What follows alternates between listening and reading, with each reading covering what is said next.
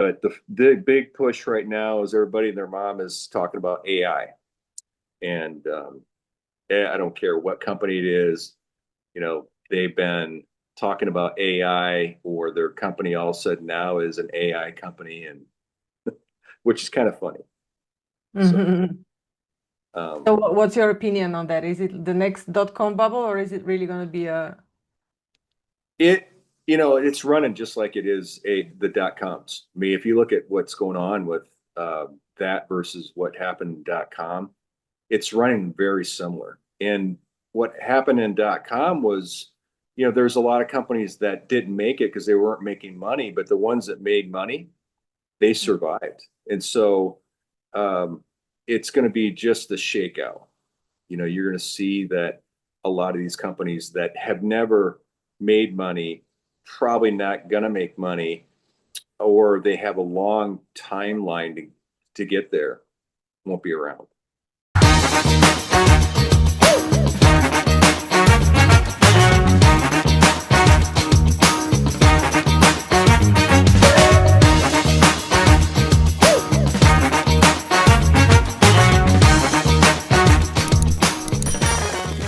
Welcome, Steve Walsh. I'm speaking to an investor, author of the 10x Leap.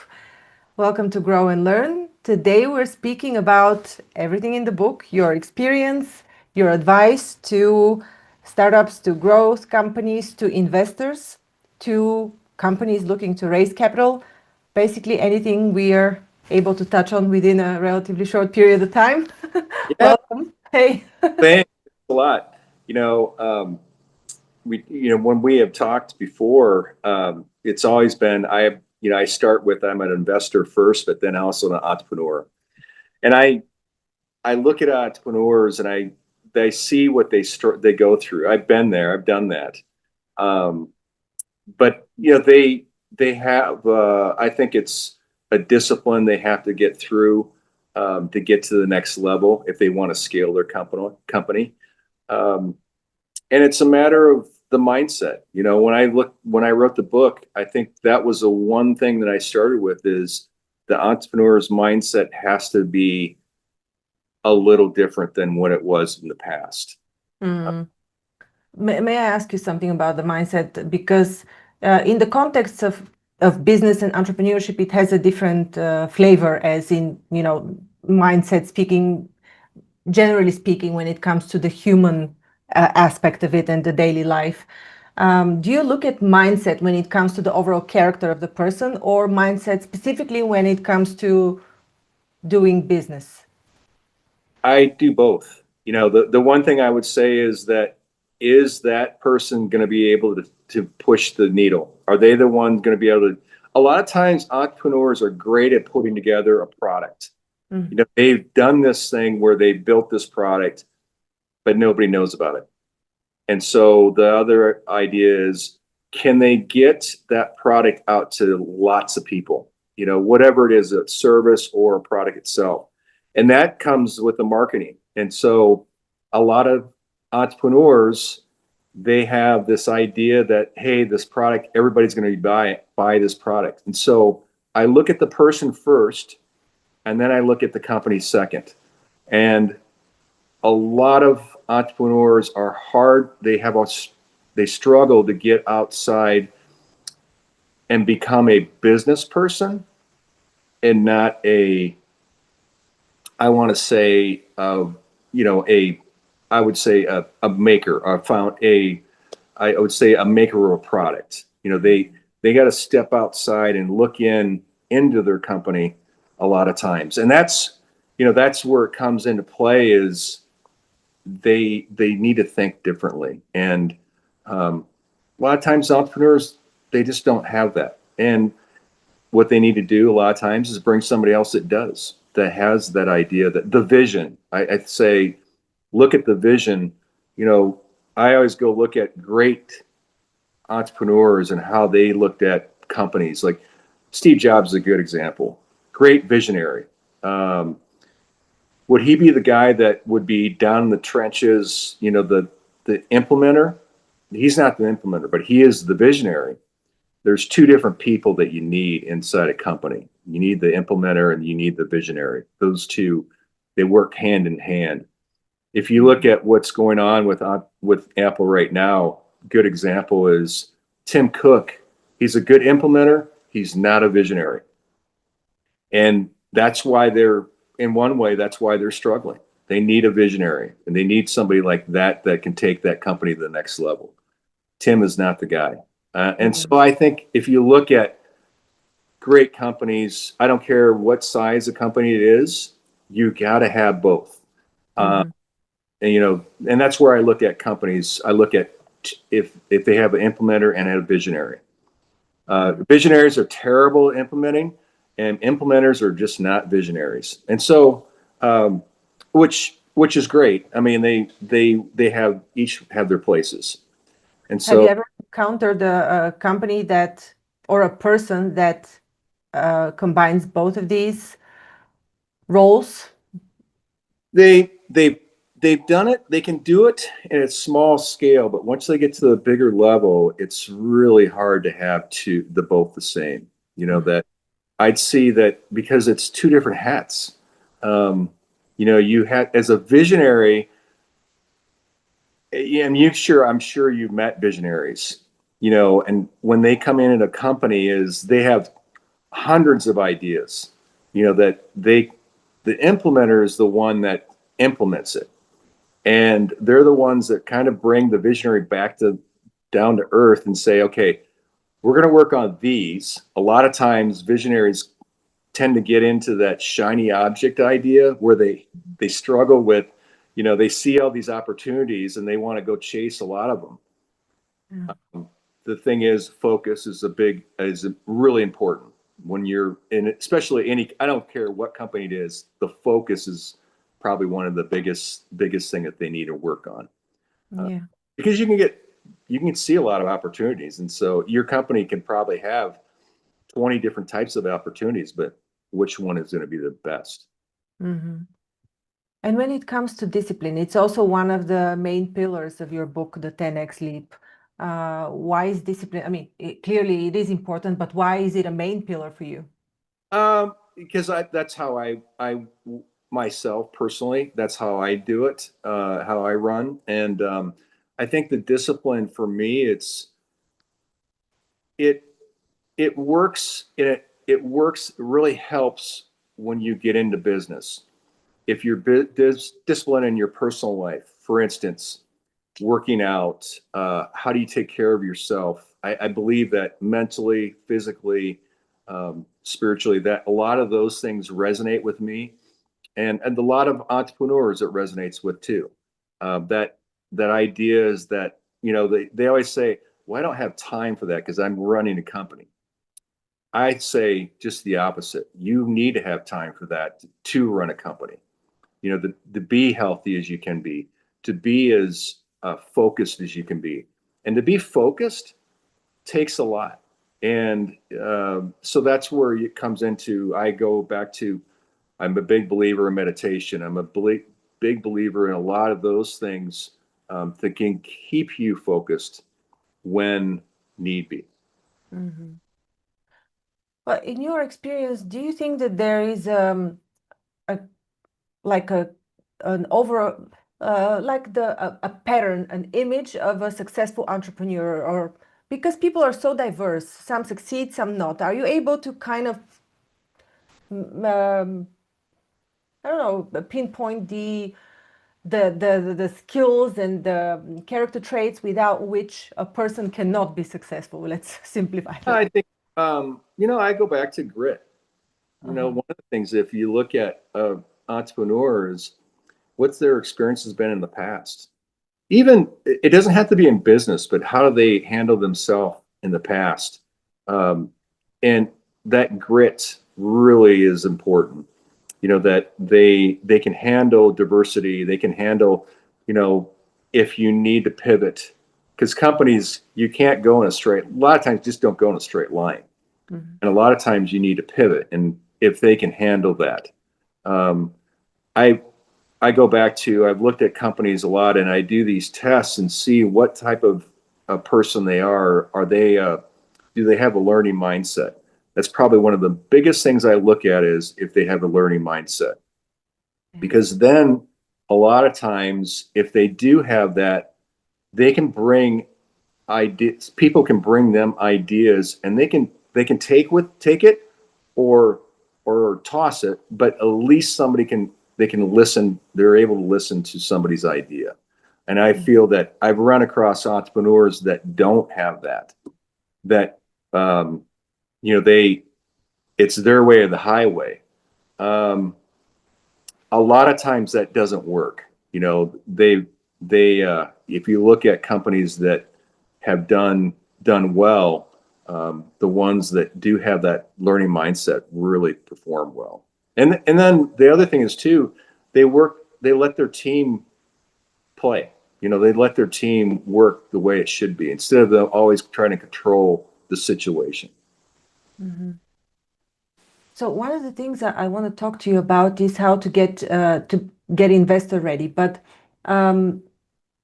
it seems, and I know it is so, that the majority of work needs to be done internally on the personality of the person. And you mentioned meditation.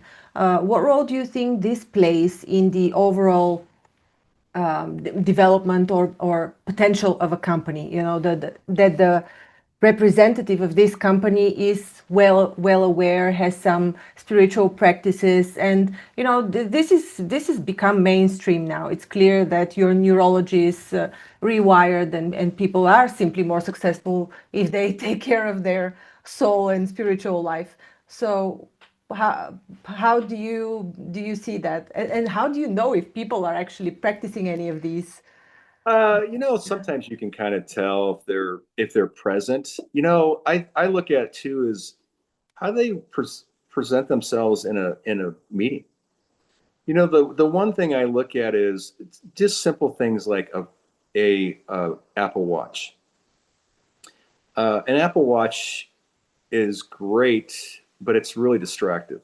It's really distracting because it's always dinging. That's the one thing I look at. So when you go into a meeting, when I look at a person looking at a company, if they seem distracted all the time, more than likely they're not doing a lot of the type of work. But you can kind of see if they're present in the meeting itself. And then it's a matter of like, how do they present themselves with their employees? It's great to bring them in with their employees. You can kind of see who's running the show, how they run the show, and it really makes a difference. And then you talk to the employees. That's the what do they think of the? You'll find out. You'll find out what they think of the the founder or the CEO of the company. And that's really, I'd say that if they're well respected, that's important. And so, but usually you can tell it by just how present they are in meetings. Mm-hmm. It means you don't have to ask.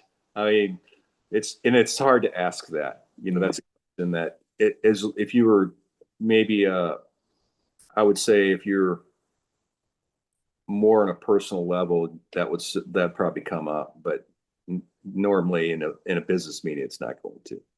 Mm-hmm. Would you support companies investing in personal development that offer access to spiritual practices or shamans or other types of? How would you perceive that? I think it's on. I would say company by company. I think it is important. I think if you want to grow as a company, if you're allowing the employees to grow too, I believe that's one of the parts of growing the employees. I think is as you grow as a company, the more I guess I would look at it as more you empower the employees, they're going to stay. And that's probably one of the if you look at companies, how do you keep employees? Higher pay is not going to be typically, that's not the typical way to keep them. It's a matter of like, how do you get them more ingrained with your company, you know, that's where it comes to culture. Culture is important. When you grow your company, what does that culture look like? And that is, what type of practices do you have? Do you have meditation practices? Things like that. And is that supported? It's not going to be always supported in, I would say, everywhere, but I think in a lot of ways I've seen it happen where um, a company had brought in uh, a reverend, just, and not so much for the religious part of it, but he was there just to hear what the employees were going through. So he brought him in as a more of a sounding board for employees. So his practice was way of, how can I get my employees to be more engaged with my company and doing things like that. So that was kind of one of the parts of it. And I think that then it kind of blends that into, also the spirituality too, on top of that. Mm-hmm. So when it comes to being investor ready, well, let's first distinguish, if there's a difference according to you, between putting a company on the growth path and being investor ready. What's the difference? I think investor ready is a matter of like, okay, am I willing to do some of the things that I want to bring? If I'm going to bring capital in, am I ready for it? Because a lot of times they're not. And what I'm saying that is, what's the A to B? Where am I going, and how am I going to get there? And go backward. I always go backwards. Start, okay, was my end goal, and then go backwards from there. A lot of times they just kind of shotgun that approach, and so they don't have like a clear path. A lot of the things that they need to be investor ready.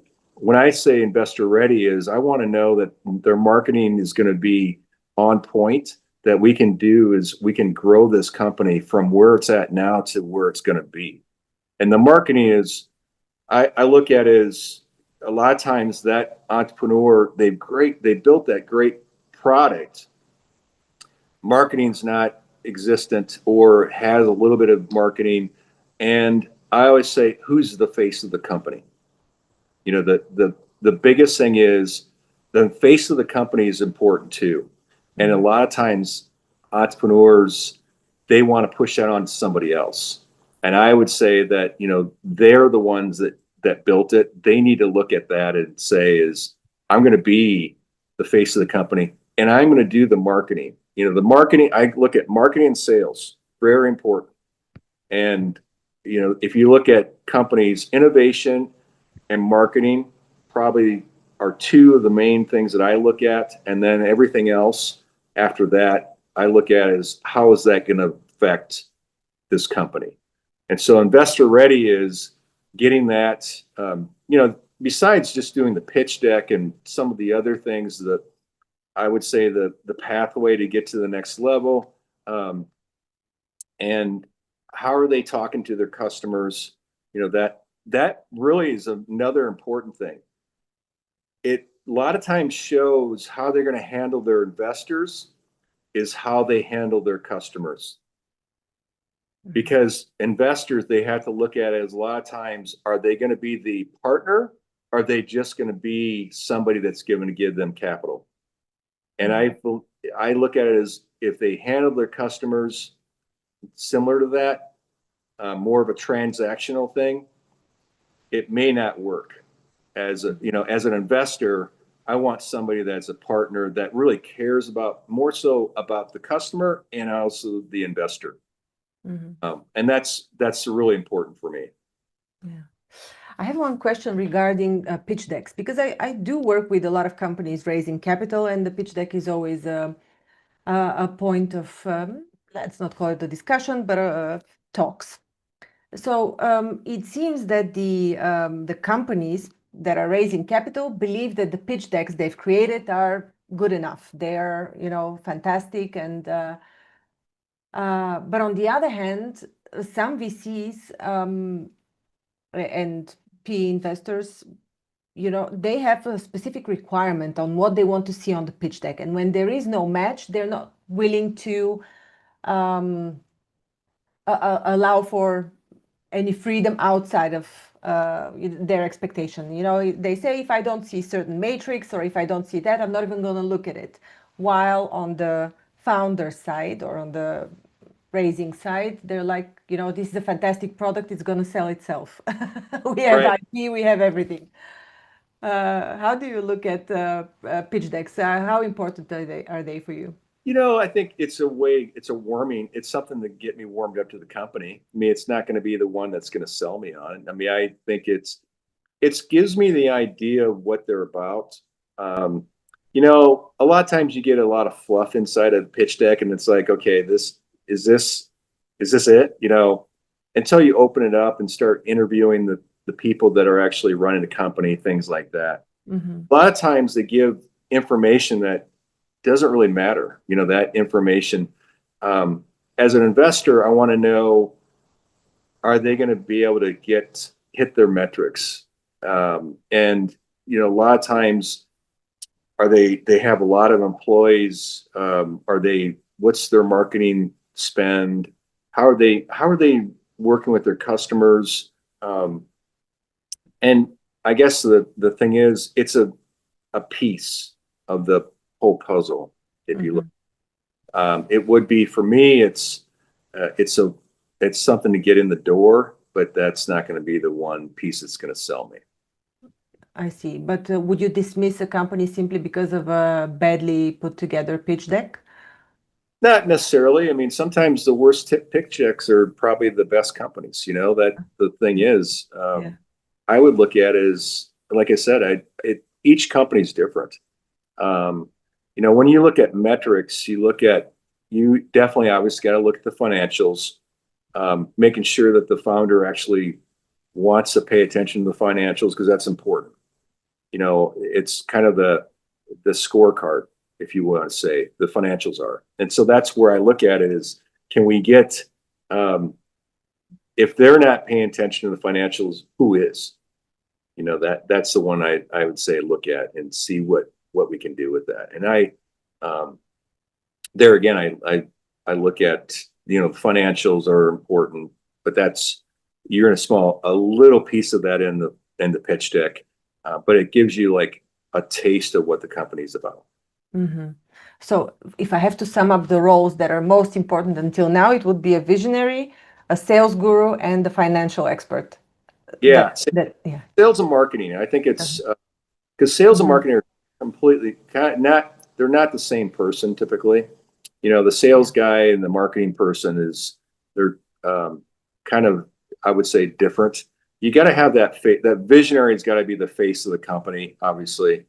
And, really customers are looking for, they don't want to be a transaction. They want to be brought into a story. They want to believe in a company. They want to be part of that story that the company brings.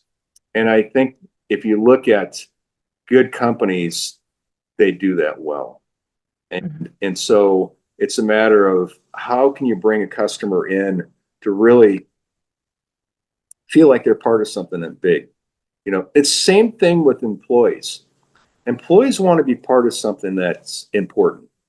I go back to, there was a company I looked at, it was a manufacturing company, and they were making bicycle hats or bicycle helmets. Helmets, yeah. Helmets. And the line person was completely engaged, which was unbelievable when it comes to something like that.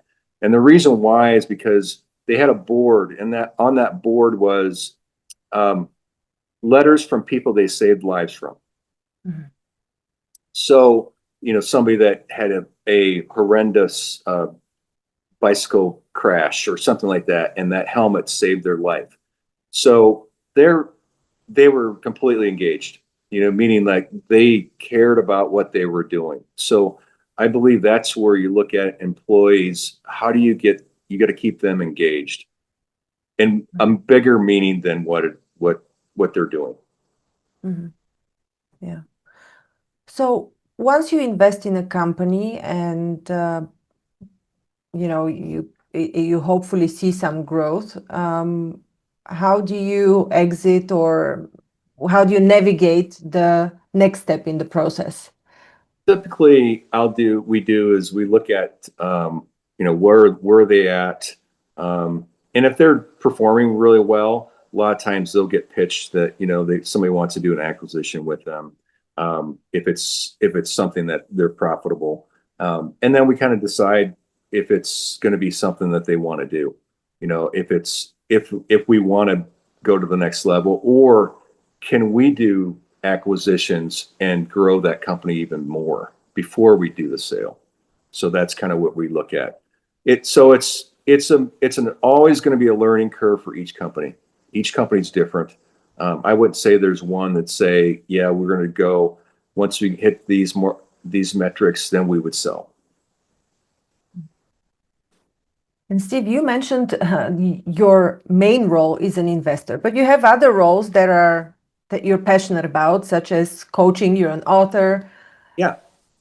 What makes you passionate about coaching entrepreneurs? I think it's just kind of a normal thing when I bring capital in. A lot of times they just need that extra step to get to the next level. So I always say that if you're getting coached or mentors, I believe in coaches and I believe in mentors. Both of them are really important when you want to grow as a company. So I always look for people that have done bigger things, better things than I had, and what can I learn from them? And it doesn't have to be somebody in person, but maybe it's out of a book or something like that too.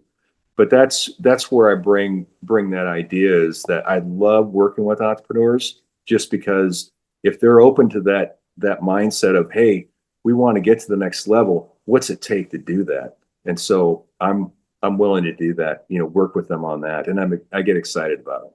Mm-hmm. Mm-hmm. What else is in the book? Well, it's a little bit about me. I mean, talks about, what my journey was like, and it talks about, as a kid, I was always an investor, even when I was a kid. So I grew up as an investor, and it was one of the things I look at as companies, and then from there I was an entrepreneur too. I go back to when I was in high school. I fixed motorcycles and sold them just to, it was extra money just to put myself through college. So that was one of the things that I ended up doing. And I think it was a really good part of my journey. So I see where entrepreneurs go, and I know what the struggles are because I've been there. In lots of companies that I've worked with, or are companies that I started. And so it's always interesting to see the same things over and over again. And that's why I wrote the book, because a lot of the things I was seeing they were very common things that you're always seeing. Entrepreneurs, they get very comfortable where they're at. And so, okay, what's the next level? Where can they go from there? And a lot of times it's that next level, they're, I would say, afraid, but maybe that's the best thing for them.